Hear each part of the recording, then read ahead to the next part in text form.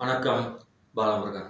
அதாவது நேத்து சங்கரை அந்த சவுக்கு சங்கரை பிடிச்சிட்டு போய் ஜெயில போடவும் அவனுடைய கூட்டாளிகள் இருக்காங்க பார்த்தீங்கல்ல, அத்தனை பேருமே இன்னைக்கு தலைமறைவா மாறி இருக்காங்க.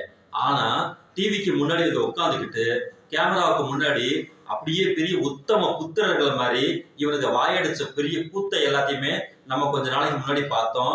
இவனுங்கள்ட்ட யோக்கியதை அப்படின்னு ஒண்ணு இருந்துச்சுன்னா இவனுக்கு என்ன பண்ணிருக்கணும்? வாப்பா, நான் இந்த இடத்துல தான் உட்காந்துருக்கேன், ஸ்டுடியோல தான் இருக்கேன், வந்து நீங்க என்ன வேணாலும் என்கிட்ட விசாரிச்சுக்கோங்க, எல்லாத்துக்கும் நாங்க பதில் சொல்றோம் அப்படிங்கிற ஒரு யோக்கியதை தன்மை இவனுக்குள்ள இருந்துச்சுன்னா இவனுக்கு என்ன பண்ணிருப்பாங்க? ஓடி ஒளிஞ்சிருக்க மாட்டாங்க. ஆனா இவன் என்ன பண்ணிருக்கான்? அவனை பிடிச்ச உடனே நம்ம அடுத்து நம்ம தான் மாட்டிக்குவோம்னு சொல்லிட்டு அவன் ஒருத்தன் வெளிநாடு ஓடி போயிடுறான். இன்னொருத்தன் இவனுக்கு எனக்கு சம்மந்தமே கிடையாது. இவனுக்கு எல்லாம் என்ன பண்ணிருக்கீங்க கேட்டீங்கன்னா, எங்கடா ஒருத்தனுக்கு பின்னாடி ஒருத்தன் எல்லாருமே சேர்ந்துக்கிட்டு உள்ள போயிருவோம் அப்படிங்கிற ஒரு முடிவுக்கு எல்லாரும் வந்துட்டாங்க.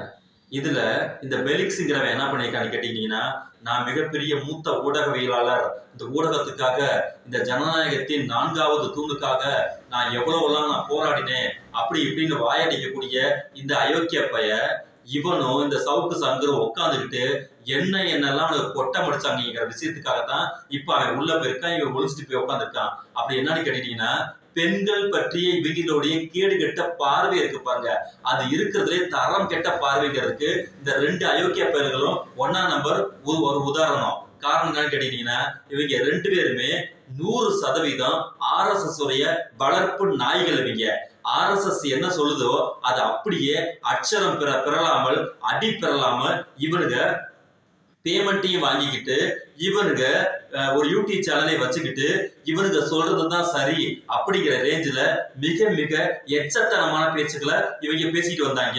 இந்த பேச்சு இந்த சவுக்கு சங்கரும் இந்த பெலிக்ஸ் தான் உட்காந்து பேசினாங்களா அப்படின்னு கேட்டா கிடையவே கிடையாது. இவனுங்களுக்கு பின்னாடி மிகப்பெரிய டீம் ஒர்க் நடந்துட்டு இருக்கு. அதுக்கு பேர் தான் ஹிந்துத்துவா டீம் ஒர்க்.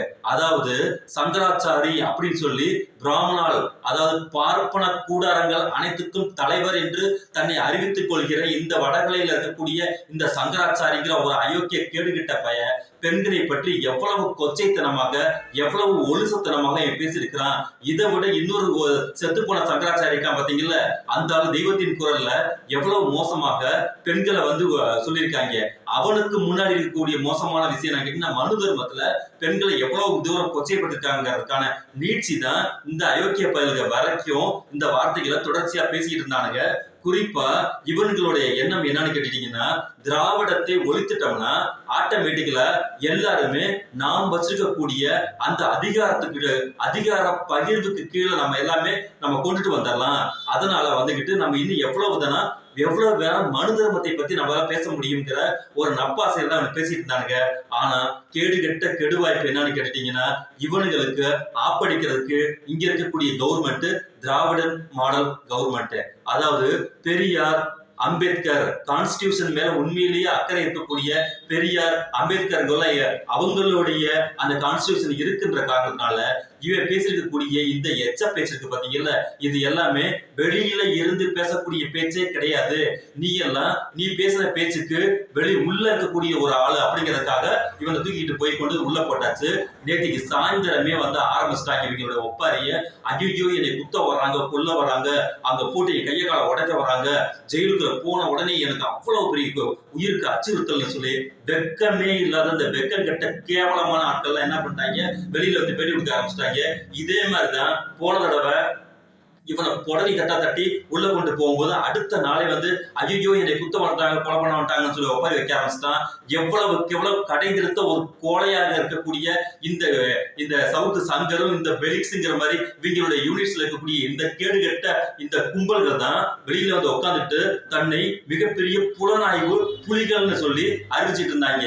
நேரத்துல இவே ஒரு ஆளுன்னு சொல்லி இவனுக்கு ஆதரவு கொடுக்கக்கூடிய அத்தனை ஆட்களையும் பாத்தீங்கன்னா நல்லா கூர்ந்து கவனிக்கணும்.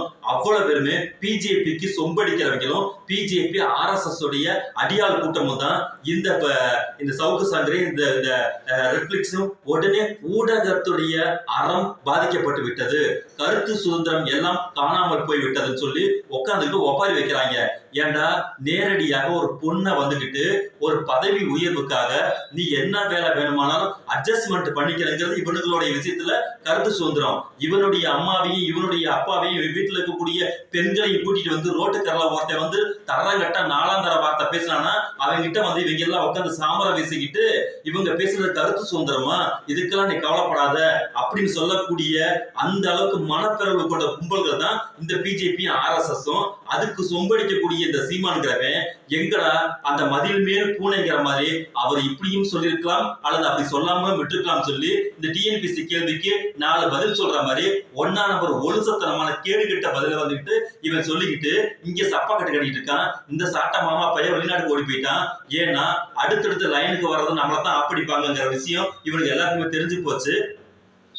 இதுல முக்கியமான விஷயம் என்னன்னு கேட்டீங்கன்னா, இவன் இங்கே தமிழ்நாட்டுல ஏன் இந்தியாவிலேயே செய்தியாளர்கள்ங்கிறவங்க தனது கருத்துக்களை வந்து பதிவிடுவதற்குரிய அனைத்து விதமான சுதந்திரமும் இருக்கு. எனது கருத்தை வெளியிடுவதற்கு எனக்கு உரிமை இருக்கிறது, ஆனால் எனது கருத்தை மறுப்பதற்கு உனக்கு உரிமை இருக்கிறது. எனது கருத்தை வெளியிடாதே என்று சொல்வதற்கு யாருக்குமே உரிமை இல்லை. ஆனா இவன் வந்துகிட்டு என்னென்ன கருத்து சொல்றான்னு கேட்டீங்கன்னா, நேரடியாக தமிழர்களுடைய வாழ்வை தனியா இருக்கக்கூடிய பெண்களுடைய வாழ்வை நேரடியாக கொச்சைப்படுத்துற மாதிரி அவன் பிஜேபி என்ன சொல்லியிருக்கானோ ஆர்எஸ்எஸ் என்ன சொல்லியிருக்கானோ அப்படியே வெறித்தனமாக மூர்க்கத்தனமாக வந்துகிட்டு இங்க கக்கி வாந்தி எடுக்கும் போதுதான் இது ஆபத்தை நோக்கி கொண்டு போகக்கூடியது. இந்த விஷயம் என்னன்னு கேட்டீங்கன்னா, தெருவுல ஒரு நாய் குலைக்குதுன்னா சரி ஓகே ஒன்னும் பிரச்சனை இல்லை, அந்த நாய் குலைச்சிட்டு இருக்கிட்டு போகலாம்.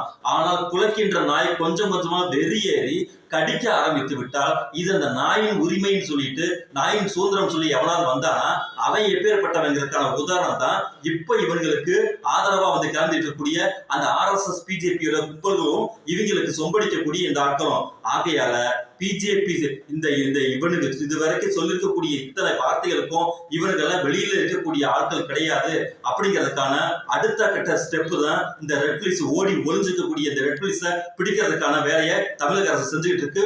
கூடிய சீக்கிரம் அவனும் உள்ள போய் உட்கார்ந்து களி தின்னுவான் அப்படிங்கிறது நல்ல செய்தி நமக்கு கிடைக்கதான் போகுது.